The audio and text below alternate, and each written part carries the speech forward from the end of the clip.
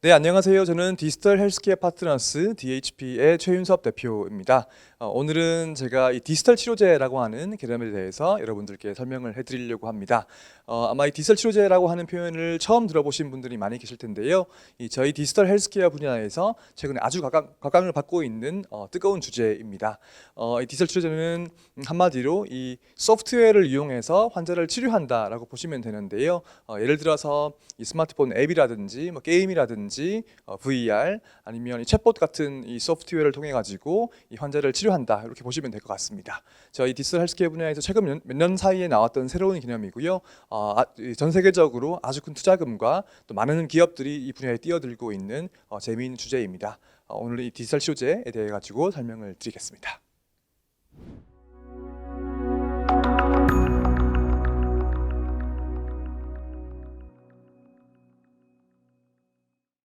저는 디지털 헬스케어 분야의 혁신을 연구하고 있고 또 관련 스타트업들에 투자를 하고 있습니다. 오늘 이 시간에는 이 디지털 치료제라고 하는 개념을 한 20분 정도 설명을 드려보려고 합니다. 먼저 제 소개를 간단하게 드리겠는데요. 잡스가 이제 애플에서 크게 두 가지 분야의 융합으로 이루어진다 이렇게 말씀을 하신 적이 있는데 여기 빗대 가지고서 저는 이렇게 크게 세 가지 분야를 융합하고 있는 사람이라고 이제 보시면 되겠습니다. 저는 원래 대학에서 컴퓨터공학하고 생명과학을 둘 다 전공했었고 이 대학병원과 기업 등등에 있으면서 이런 분야의 이제 융합을 추구를 하고 있는 그런 사람이고요. 오늘 말씀을 드리려고 하는 이 디지털 헬스케어 그리고 그 중에서 이 디지털 치료제라고 하는 분야도 이런 분야들의 융합이라고 이제 보시면 되겠습니다. 사실 제가 오늘 말씀드리는 내용들 아마 이전에 다른 강사님들이 말씀드렸던 내용들이 보면 결국에 어떤 시대의 큰 변화에 대한 내용인데요. 특히 저희 의료 분야, 이 헬스케어 분야에서는 이 거의 쓰나미와 같은 큰 변화를 최근에 이제 많이 맞이를 하고 있습니다. 이 쓰나미를 보여드리는 이유는 아주 큰 변화가 광범위하게 빠르게 오고 있다는 이 강조를 드리기 위함이고요. 특히 이런 변화들이 이제 거스를 수 없는 변화라는 것을 이제 말씀을 드리고 싶기 때문입니다. 이런 쓰나미와 같은 변화에는 크게 두 가지 진원지가 있는데요. 한 가지는 결국에 디지털 트랜스포메이션, 디지털 혁신이 이제 결국에 의료 분야의 접목이 되기 때문이다 이렇게 말씀을 드릴 수가 있고 또 한 가지가 이제 아마 여러분들 이제는 뭐 마스크 쓰시고 이런 것들 다 익숙해졌을 텐데 이 코로나19라고 하는 이 전 세계적인 이 팬데믹이 또 저희 이 의료 분야에 아주 큰 변화를 일으키게 하는 여러 가지 이 원동력이 되었습니다.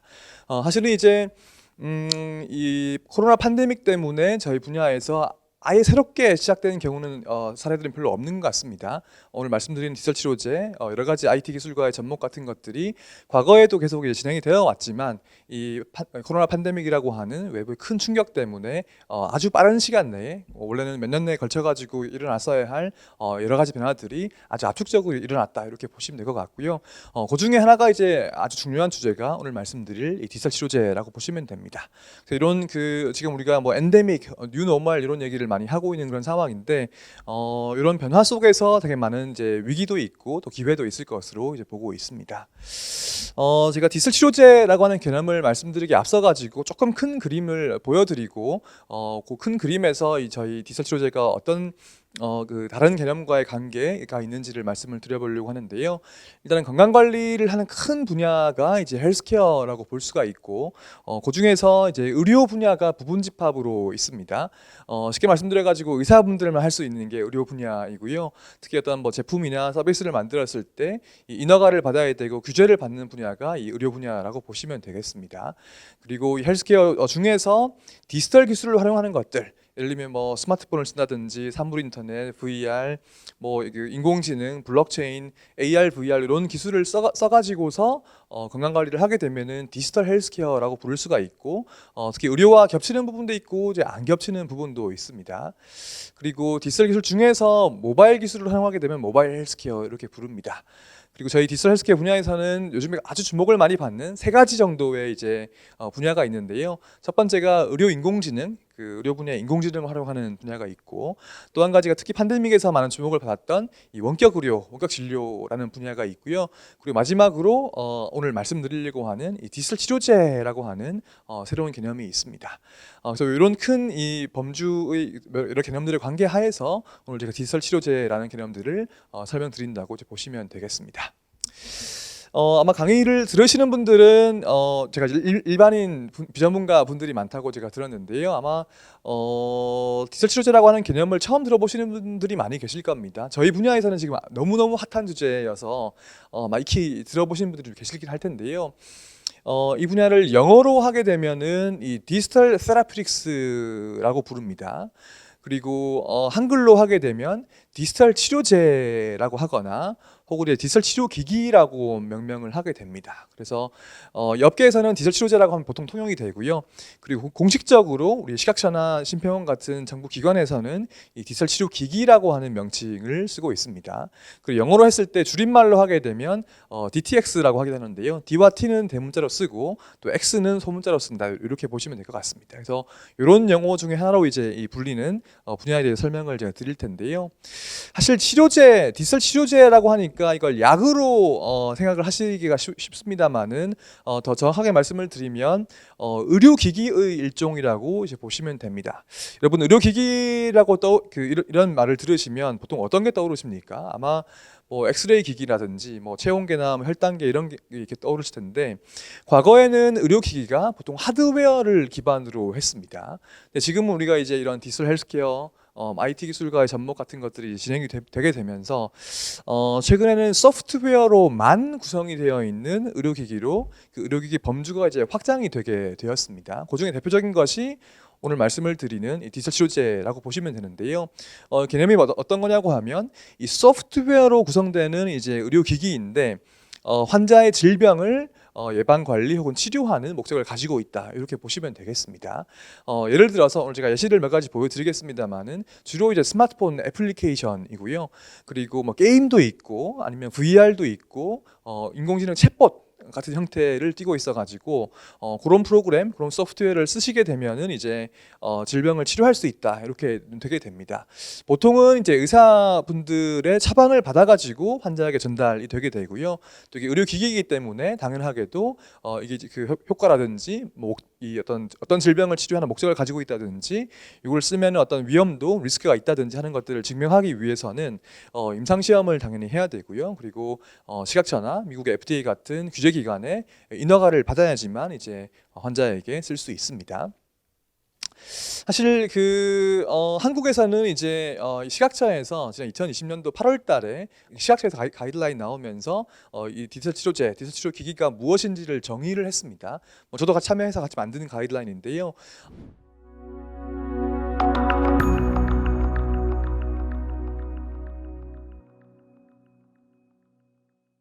이 정의는 방금 제가 말씀드린 거에 다 포함되어 있긴 합니다만은 이 정식으로 보시게 되면은 세 가지 질문에 모두 예스가 되면은 이게 디지털 치료제입니다, 디지털 치료 기기입니다라고 이제 정의를 할 수 있습니다. 첫 번째가 뭐냐고 하면은 이 소프트웨어 의료 기기인가가 예스가 되어야 되고요. 두 번째는 이 질병을 예방 관리 또는 치료하기 위한 목적으로 환자에게 적용이 돼야 됩니다. 여기도 예스해야 되고, 세 번째는 이제 이 치료 작용기 전에 이 과학적인 혹은 임상적인 근거가 있는가 하는 것이 충족이 되어야 합니다. 모든 것이 예스가 되게 되면은 이제 이게 디지털 치료 기기라고 분류가 되게 되고요. 이 중에 하나라도 이제 이 예스가 안 나오게 되면 디지털 치료 기기가 아닌 이제 일반 다른 의료 기기이거나 혹은 의료 기기가 아니거나 이제 그렇게 되겠죠. 이 분야가 이제 굉장히 빠르게 이 발전하는 분야이고, 사실 글로벌에 봐서도 미국이든 뭐 유럽이든 한국이든 다 처음 보는 이 분야입니다. 그래서 이제 사실 한국이 방금 보셨던 이 가이드라인과 함께 되게 빠르게 이제 식약처에서 이걸 어떻게 심사할 것인지, 어떻게 인허가할 것인지에 대한 가이드라인을 내놓고 있는데요. 이런 것도 보시게 되면은 이제 그 세 가지 질병에 대해 가지고 불면증이나 알코올 중독, 니코틴 중독에 대해서 이제 2021년 12월 정도에 세계의 질병에 대한 이 가이드라인이 먼저 나오게 되었고, 그 이후에도 이제 이 더 많은 질병들에 대해 가지고 이 디지털 치료 기기를 개발하기 위해서 이런 가이드라인들이 식약처에서 계속 나오고 있는 그런 상황입니다. 사실은 이 글로벌에서도 미국의 FDA에서도 사실 이런 가이드라인이 아직까지 나오지는 않았거든요. 그래서 이 한국이 최근에 이제 이런 분야에서는 굉장히 선도적으로 하고 있다고 보시면 되겠습니다. 그 글로벌에 보시면 지금 인허가 받은 디지털 치료제가 꽤 많이 있습니다. 일단 미국에서는 제가 몇 가지 예시를 들어드리겠습니다만은 한 30개 정도의 디지털 치료제가 FDA 인허가를 받아가지고 있고요. 뭐 독일 같은 경우에도 30개 넘는 디지털 치료제가 인허가를 받아가지고 있는 그런 상황입니다. 사실 한국은 아직까지는 제가 조금 늦게 시작을 했기 때문에 식약처에서 인허가를 받은 이 디지털 치료제는 아직까지는 없는 그런 상황입니다. 사실 이 분야가 워낙 빨리 바뀌고 있어가지고 아마 영상을 보실 때는 조금 달라질 수 있을 것 같은데, 제가 지금 이 영상을 녹화하는 때가 2022년 12월 23일이거든요. 그래서 제가 이 말씀을 왜 드리냐면, 지금 뭐 며칠 전에도 계속 뉴스가 나오는 것들이 있어가지고, 지금 이 순간에는 이 슬라이드 보시는 것처럼 한 10개 내외의 디지털 치료제가 한국에서 개발이 되고 있고, 특히 식약처에서 임상시험 계획 승인을 받아가지고서 지금 그 임상 연구를 진행을 하고 있는 그런 상황입니다. 그러니까 우리가 식약처에서 인허가를 받으려면 임상시험을 해야 되고, 임상시험을 하려면 그 임상시험에 대한 걸 또 허가를 받아야 되기 때문에 뭐 그거를 진행하고 있는 이 파이프라인들이라고 보시면 되겠는데요. 요 중에 두 가지가 최근에 이제 이 확정 임상은 끝내 가지고서 식약처에 이제 인허가 신청을 했고, 아마 이제 올해는 거의 다 갔으니까 아마 연초에 빠르면 연초 정도에 이 한국에서 1호로 인허가 받는 디지털 치료제가 아마 나올 것으로 이제 예상이 되고 있습니다. 아마 제가 나중에 그 두 가지는 어떤 것들인지 이제 말씀을 드리겠습니다. 사실 이 디지털 치료제가 어떤 질병에 혹은 어떤 분야에 접목이 되는가를 보여드리고 있는 슬라이드인데요. 이게 사실 앱으로 환자를 치료한다 이렇게 하시면 되게 좀 막연하실 텐데, 주로 행동 변화를 통해 가지고서 치료할 수 있는 질병이면 거의 다 접목이 된다라고 보실 수 있고요. 사실 그 인지 행동 치료라고 하는 그 어떤 주로 정신과에서 많이 쓰는 아주 잘 증명되어 있는 기법이 있는데요. 원래는 이제 그 상담사랑 앉아가지고 같이 얘기하면서 하는 거지만, 그거를 앱으로 혹은 다른 소프트웨어로 옮겼다라고 보시면 될 것 같고요. 그렇기 때문에 이제 여기 보시는 것처럼 주로 이제 정신과, 그 정신건강이라든지 중독이라든지 신경과라든지 만성질환이라든지 그런 질병들에 대해 가지고 이걸 치료하기 위해서 이런 디지털 치료제가 많이 이 접목이 되고 있다라고 보시면 될 것 같습니다. 사실 지금까지 얘기를 들어보시면 저게 정말 새로운 거 맞나 이렇게 보시는 분들도 계실 텐데요. 아니 뭐 기능성 게임이라든지 뭐 두뇌 발달 뭐 앱 같은 거 원래 있지 않았나요? 하시는 것들은 이제 사실은 맞습니다. 그런 질문을 떠올리시는 거에 대한 답이.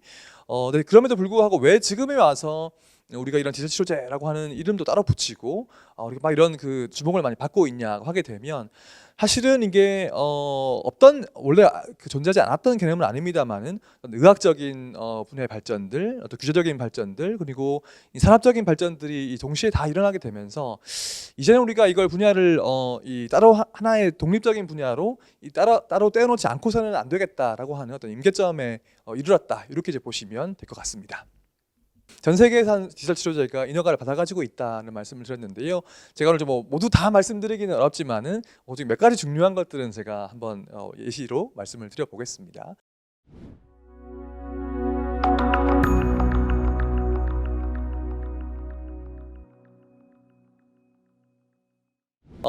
저희 분야에서 그 기업 이름을 하나만 기억하셔야 된다고 하면은 이제 요 기업을 기억하시면 됩니다. 그 페어 세라픽스라고 하는 기업인데요. 그 사과와 배 할 때 그 페어인데, 그 보스턴에 있는 기업이고, 이게 왜 이 기업을 가장 중요하다고 보시게 되냐면은 전 세계에서 이 FDA 인허가를 총 3개 이상 받은 기업이 여전히 요 기업밖에 없습니다. 그리고 작년에 그 미국 나스닥 시장에 상장을 해가지고서 이제 주식도 거래를 할 수 있는 그런 대표적인 기업인데요. 이 기업은 이제 아까 말씀 3가지 중에 첫 번째로 리셋이라고 하는 중독 치료용 스마트폰 애플리케이션을 2017년도에 이 분야 최초로 인허가를 받았습니다. 그래서 아까 말씀드린 것처럼 그 인지행동 치료라고 해가지고 행동을 교정함으로써 이 중독을 치료하는 그런 기법을 활용하는 앱인데요. 12주 동안 사용을 하게 되는 것이고, 의사의 처방이 있어야지만 쓸 수 있는 이 치료용 앱이라고 이제 보시면 됩니다. 두 번째는 이제 리셋 O라고 하는 건데요. 이게 O가 더 붙었죠. O는 뭐냐고 하면은 이제 오피오이드라고 하는 영어의 줄임말을 쓴 것인데, 이게 마약성 진통제입니다. 혹시 들어보신 적 있을지 모르겠지만 미국에서 지금 이제 이 이 마약성 진통제가 남용돼 가지고서 그 중독이 매우 심각한 사회적 문제가 되고 있거든요. 그래서 혹시 그 중독을 치료하기 위한 이 애플리케이션이라 보시면 되고요. 되게 많은 임상 연구를 통해 가지고서 그거를 이 치료 효과를 잘 증명했고, 그 2018년도 12월 달에 인허가를 받아 가지고 지금 이제 의사의 처방을 통해 가지고 쓸 수 있는 치료용 앱이라고 보시면 됩니다. 이 페어세라픽스가 가지고 있는 세 번째 디젤 치료제인데요. 이거는 불면증 치료하는 이 솜리스트라고 하는 그 치료용 앱이 되겠습니다. 이건 2020년도 3월 달에 인허가를 받았는데, 대규모의 임상 연구를 통해 가지고서 이 앱을 쓰게 되면 불면증을 치료할 수 있다는 걸 증명을 했고, 그 지금 이제 인허가 받은 이후에 이 처방을 통해 가지고 사용할 수 있는 치료용 앱이라고 이제 보시면 되겠습니다. 이게 이제 이 페어세라픽스라고 하는 회사에서 이 앱을 통해 가지고 환자를 치료하는 그런 사례들을 말씀을 드린 것이고요.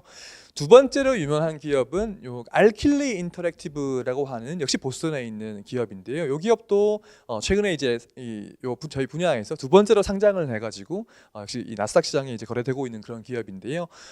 여기는 게임입니다, 게임. 그래서 보시는 것처럼 아이패드 기반의 게임 형태의 디젤 치료제인데요.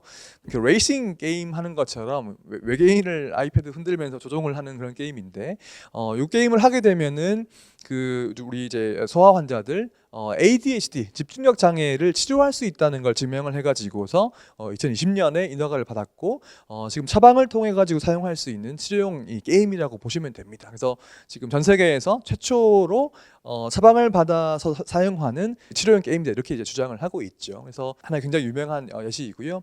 또 VR을 활용해 가지고서 PTSD를 치료한다. 끔찍한 경험, 뭐 테러라든지 전쟁이라든지 이런 걸 겪게 되면은 이런 트라우마를 이제 가지게 되는데, 그런 기억을 이제 그 트라우마를 치유하기 위해 가지고 기억을 잊게 만들어 주는 게 아니고 계속 그 기억에 노출시켜 줌으로써 어떤 고통과 기억의 반응을 끊어주는 뭐 그런 치료법이 있는데요. 그 지속 노출 치료라고 그러는데, 그걸 VR을 통해 가지고 한다고 보시면 될 것 같고, 그 어플라이드 VR이라고 하는 LA에 있는 회사인데요. 여기는 진통 효과를 VR로 해주겠다라고 하는 목적을 가지고 있습니다. 그래서 다양한 컨텐츠, 뭐 게임을 하기도 하고 어떤 명상에 관련된 컨텐츠를 VR로 보게 되면서 이 통증을 좀 경감시켜주는 그런 효과를 가지고 있는데, FDA 인허가를 받아 가지고 지금 판매를 하고 있는 그런 VR 컨텐츠이고요. 특히 그 허리 통증에 대해 가지고 인허가를 받아 가지고 있습니다.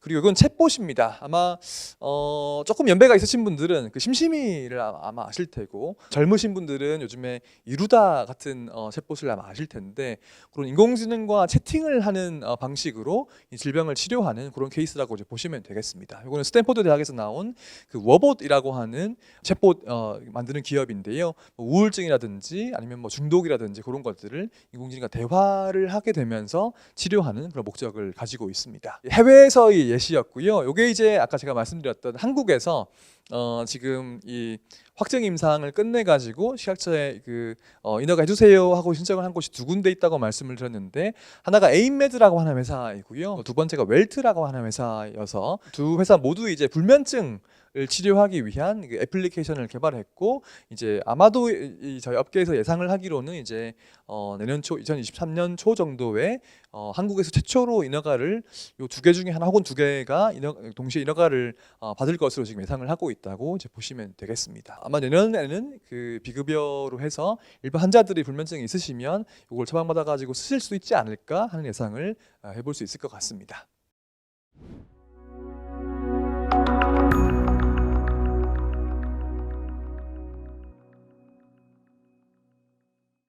이게 되게 재미있는 개념인데요. 특히 이 디젤 치료제가 코로나 팬데믹에서 많은 주목을 받게 되었던 이유를 잠깐 설명을 드리겠는데요. 크게 두 가지 이유 때문에 이 디젤 치료제가 큰 주목을 받았습니다. 한 가지는 뭐냐고 하면은 비대면이기 때문이고, 또 두 번째는 확장성이 무한대이기 때문인데요. 일단 우리가 원격으로 우리 화상으로 채팅해서 진료받고 이런 걸 떠올리시겠지만, 이 앱을 쓰고 어떤 그 게임을 하고 사람과 대면해서 치료를 받는 것이 아니죠. 이게 일단 비대면이고, 두 번째가 확장성인데, 우리가 어떤 알약을 전 국민들께 다 나눠준다고 했을 때 굉장히 쉽지 않죠, 그게. 근데 앱을 전 국민들이 다운로드 받게 한다고 하게 되면은 상대적으로 훨씬 쉽습니다. 우리가 코로나 팬데믹 상황에서 전 국민적으로 뭔가 이 고통을 받고 있는 상황에서 비대면이고 인구 수준으로 확장성이 있게 의료적 가치를 치료 효과를 전달하려고 하게 되니까 결국에 우리가 두 가지를 모두 만족하는 것이 이 디지털 치료제이기 때문에 상당히 많은 주목을 받았었고요. 그래서 이 분야에서는 이제 규제를 완화해 주세요라는 요청을 많이 했었는데 실제로 미국의 FDA에서 2020년도 이제 코로나 직후에 그 정신건강 에 대한 우울증이나 불면증, 공황장애 이런 것들에 대해 의료기기 인허가를 받고 출시를 해야 하지만 일단 당분간은 인허가 면제해 줄 테니까 일단 출시해서 써라고 한 것이 이렇게 규제 완화를 한 것이 지금까지 이어지고 있습니다. 그래서 그 이후로 이런 분야들이 더 많은 주목과 더 많은 발전을 하게 되었습니다. 제가 이제 오늘 준비한 내용들은 거의 다 말씀을 사실 드렸는데요. 제가 이제 이게 되게 재미있고 되게 팬시하고 되게 새로운 개념이다. 너무 좋다. 이런 얘기를 많이 드리려고 하다가 조금 균형적인 시각을 드리기 위해서 이 분야가 이제 앞으로 어떤 숙제를 가지고 있는지, 해결해야 될 과제가 어떤 것들이 남아 있는지 같은 것들을 조금 더 말씀드리고 마무리를 하려고 합니다. 사실은 이게 그 의료기기이기 때문에, 특히 이 소프트웨어로 구성되어 있는 아주 새로운 개념의 의료기기이기 때문에 아직까지는 넘어야 될 산들이 많이 있습니다. 그래서 예를 들면 아까 말씀드린 것처럼 효능이나 위험도 같은 걸 증명하려고 하면은 임상 시험을 해야 합니다. 근데 이게 워낙 특이한 예외적인 형태를 가지고 있기 때문에 이 효능을 어떻게 검증할 것인가, 그 임상 시험을 어떻게 디자인할 것인가, 이런 것들이 사실 고민이 되게 되고요. 또 한 가지는 시각처에서도 아까 가이드라인 막 만드시는 걸 보셨을 텐데 여전히 지금도 이제 이 인허가를 하시는 쪽에서, 심사하시는 쪽에서도 많은 고민들을 가지고 있고, 개발하는 입장에서도 인허가를 신청할 때도 이걸 정말 인허가를 받을 건가 말 건가 이런 것들을 이제 고민을 많이 하고 있는 거죠. 그 이유는 이제 보험인데요. 한국이 또 되게 특이한 의료보험 제도를 가지고 있지 않습니까? 이제 국민건강보험의 그 급여를 보험 혜택을 받아야지만 일선 병원에서 쓸 수가 있는데, 그러면 국민건강보험 쪽에서는 이런 새로운 개념, 막 앱으로 환자 치료하고 이런 것들을 어떻게 바라볼 것이냐, 또 어떻게 이걸 평가하고 보험료를 책정을 어떻게 할 것이냐 같은 것들이 지금 실제로 고민을 하고 계시는 그런 상황이고요. 그리고 그 다음으로는 과연 의사는 이걸 처방할까 하는 것이 그 다음 이제 숙제인데요. 원래 의사분들이 아주 오랫동안 잘 쓰고 계시던 알약도 있고 익숙하신 것들이 있는데, 이게 이제 갑자기 게임으로 환자 치료한다고 뭐가 나오게 되면 정말로 의사분들이 이걸 처방해 주실까, 이런 낯선 개념을, 그게 이제 이 분야가 넘어야 될 또 하나의 산이고요. 그 다음에 환자를 설득하는 것도 그 다음 숙제입니다. 여러분 이제 아마 보시는 분들 대부분은 이제 비의료인들이실 텐데, 내가 우울증 걸려가지고 아니 이렇게 당뇨에 걸려서 병원에 약 타러 갔는데 막 게임을 처방해 주면 이거 정말 쓰실까? 환자는 어떻게 느낄까 하는 것이 또 다른 큰 숙제이고요. 더 나아가서 이게 디지털 기기를 통해 가지고 이게 스마트폰이나 VR 기기 같은 걸 통해서 환자에게 전달이 되기 때문에 그런 기기에 익숙하지 않은 분들, 예를 들면 고령 환자 같은 분들은 이걸 잘 사용하실 수 있을까? 그런 것들이 또 하나의 넘어야 산이 됩니다. 마지막으로 이게 데이터가 이게 소프트웨어이기 때문에 또 쓰게 되면은 데이터가 나오게 되는데요. 이 데이터를 예를 들면 진료에도 활용할 수 있고, 아까 보험 책정에도 또 활용할 수 있고, 여러 가지 활용할 수 있는데, 이런 준비가 아직까지는 이제 이 현대 의료에서 많은 준비가 되어 있지 않아서 이런 분야들을 이제 각각의 이런 넘어야 산들이 아직까지 남아 있다는 말씀을 드리고 싶고요. 사실 아까 글로벌에서 제가 말씀드렸던 페어라든지 알킬리라든지 이런 여러 가지 재미있는 사례들이 나와 있는데 끝까지 가긴 했지만은 매우 큰 스케일로, 매우 큰 예를 들면 처방 건수라든지 매우 큰 이제 이 돈을 벌어들이는 곳은 아직까지는 없기 때문에 이 유망하고 되게 재미있는 분야를 앞으로 어떻게 발전시킬까에 대해 가지고서는 이제 저를 포함한 많은 분들이 지금 고민을 하고 있다, 이렇게 보시면 될 것 같습니다. 네, 오늘 20분 정도의 짧은 시간 동안에 저희 디지털 헬스케어 분야에 대한 간략한 소개하고 분야 중에서 주목을 많이 받고 있는 디지털 치료제라고 하는 개념을 제가 설명을 드렸습니다. 그래서 이런 이 개념에 대해 가지고 조금 보시는 그런 시간이 되었으면 좋겠습니다. 네, 저는 여기까지 하겠습니다. 감사합니다.